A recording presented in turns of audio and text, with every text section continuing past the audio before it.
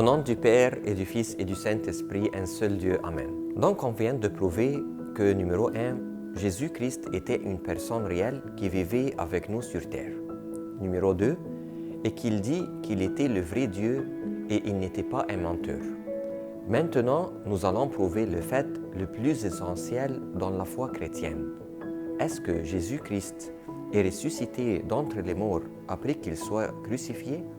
Après de longues recherches sur les écrits historiques, Gary Habermas a conclu que 75% des historiens non chrétiens qui ont écrit sur le Christ ont admis que le tombeau où le corps du Christ a été déposé a été retrouvé vide après 3 jours. Suivons donc le processus d'élimination sur ces possibilités suivantes. Numéro 1. Le Christ n'a jamais été mis dans le tombeau. Numéro 2. Les Juifs ont volé le corps du Christ. Numéro 3. Les Romains ont volé le corps du Christ. Et numéro 4. Les disciples ont volé le corps du Christ. Cinquièmement, si les 4 ne sont pas vrais, le Christ est vraiment ressuscité. Essayons donc de réfuter chacune de ces possibilités. Si on dit que le Christ n'a jamais été mis au tombeau, c'est tout simplement faux, car les historiens affirment qu'il a été déposé dans un tombeau et les soldats romains n'auraient pas permis le contraire. En plus, les Juifs attendaient ce moment pour l'enterrer et le faire passer pour un menteur, car ils savaient que Jésus disait qu'il allait ressusciter. Si on dit que les Juifs ont volé le corps du Christ, c'est encore faux, car cela oppose fortement leurs intérêts. Ils voulaient qu'il reste dans le tombeau pour prouver qu'il ne veut pas et qu'il ne peut pas ressusciter. Pour cela, ils ont demandé aux soldats romains de surveiller son corps, le corps d'un défunt, pour confirmer ce fait. Si on dit que les Romains ont volé le corps du Christ, selon les archives, le corps du Christ a été gardé par une légion romaine, comprenant 15 soldats lourdement armés. Ils gardaient le tombeau, avertis par les Juifs de prêter une attention particulière au 3e jour, car il était conscient de la signification du 3e jour, le Christ l'ayant déclaré lui-même. Car de même que Jonas fut 3 jours et 3 nuits dans le ventre d'un grand poisson, de même le Fils de l'homme sera 3 jours et 3 nuits dans le sein de la terre. Si le corps était trouvé disparu, les soldats seraient exécutés d'une manière tellement dure.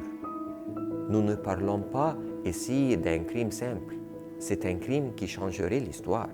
La résurrection du Christ tout simplement ne prouvera que l'hypocrisie et les faux enseignements des Juifs. Si on dit les disciples ont volé le corps du Christ, c'est que les principaux sacrificateurs et les soldats ont dit pour cacher la vérité. Serait-il plausible que les disciples effrayés qui se cachaient dans la chambre haute après la crucifixion puissent détourner l'attention de 15 des soldats romains armés pour voler le corps du Christ? Auraient-ils été capables de rouler la lourde pierre pour entrer dans la tombe? D'après le manuscrit gréco-romain, la Codex Bezae présente à l'université de Cambridge la pierre qui a été placée sur la tombe de notre Seigneur Jésus-Christ, typique des pierres placées sur les tombes en Palestine à cette époque au 1er siècle, nécessite au moins 15 hommes pour pouvoir être déplacés. Serait-il alors possible que les 11 disciples auraient amené avec eux 4 autres personnes pour distraire et rouler la pierre sans que personne ne sache? Plus encore, serait-il possible que lors de ce vol, au lieu de prendre le corps enroulé au linceul, ils ont pensé à retirer le linceul pour ne prendre que le corps, également d'avoir le temps de plier le linceul et de le poser dans le tombeau? Une pensée pareille est-elle concevable? Pourquoi, s'ils l'auraient volé, les 11 disciples martyrisés sur les 12 n'ont pas avoué qu'ils ont volé le corps? Ce qui est intéressant à savoir est qu'aucun des disciples n'a été accusé d'avoir volé le corps du Christ. Ils ont été jugés et accusés seulement de proclamer et d'évangéliser le nom du Christ. Le tombeau vide était la raison de la conversion de plein au christianisme, comme Werner Wallace, qui était à l'origine un détective d'homicide et qui a écrit Cold Case Christianity ou bien Affaires non résolues. Numéro 2. Josh McDowell, qui a écrit The New Evidence That Demands a Verdict, ou bien Le verdict complément d'enquête. Numéro 3, Lee Strobel, qui a écrit Jésus l'enquête, The Case for the Resurrection. Et dernièrement, Frank Morrison, qui a écrit Qui a déplacé la pierre, ou bien Who Moved the Stone. Morrison était un avocat qui a abordé le sujet de manière impartiale, comme si c'était une affaire non résolue et dont il en est le juge. Après beaucoup d'enquêtes, l'auteur est devenu chrétien et a été baptisé, car il n'a pas pu échapper à la réalité des faits. Les faits que le Christ est vraiment ressuscité des morts.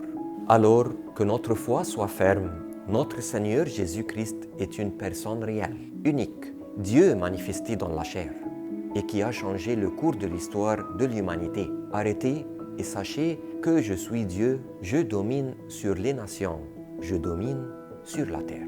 Psaume 46, 10.